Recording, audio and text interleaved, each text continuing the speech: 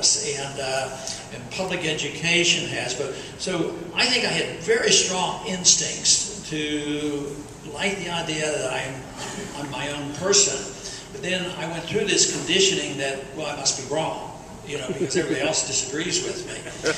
Until I discovered Austrian economics, and I felt like it was with certainty that people like Mises and Hayek and Rothbard and these other people, pretty smart people, and they could defend what I actually believed to be true.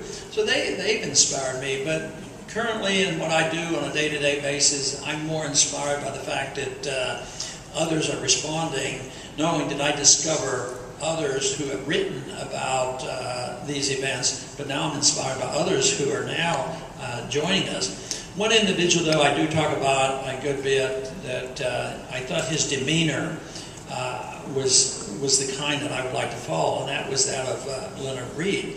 But if you think about it, many of the true giants in Austrian economics, their demeanors have been rather gentle, but I think that's a reflection of confidence. I think people who have to get noisy and do the shouting are a little bit insecure with their views, and they think that, well, they're counteracted by shouting a little louder.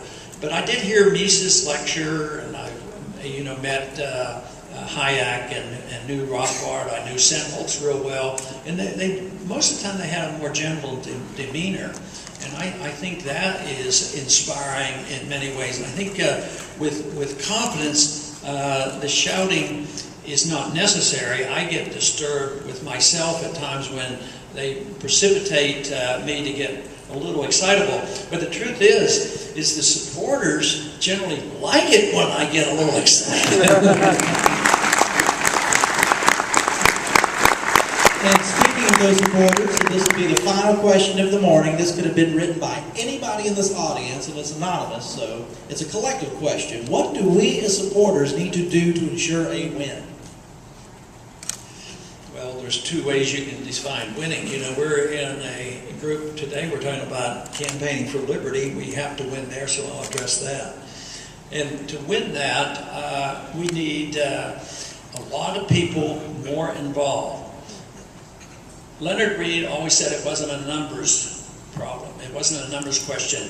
You don't say that you have to have 51% the majorital rule and that the majority is all that you need. No, you need a determined minority, and they have to be thought leaders, they have to be involved, they have to lead others, they have to be in positions of teaching, in the media, at different places. We have lost that fight because Keynesianism and interventionism and our foreign policy has been a prevailing attitude.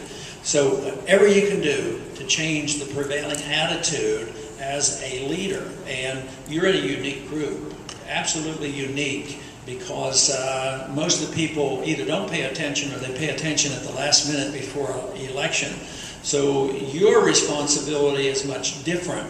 And I really like to put the burden on individuals like you, because once you discover what's going on and you feel confident about it, you do have a greater moral obligation. You're not capable of just dismissing it and say, well, I'm just going fishing.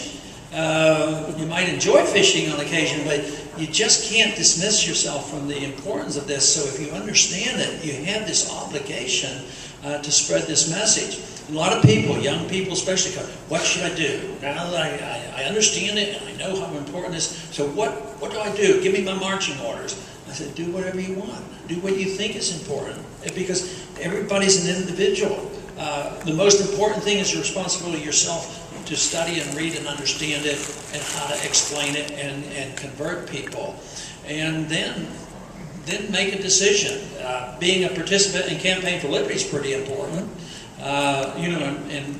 And keeping that going and getting more groups and more organizations. Mark has done fantastic. Florida right now is probably, the most active state for Campaign for Liberty. And I think this is going to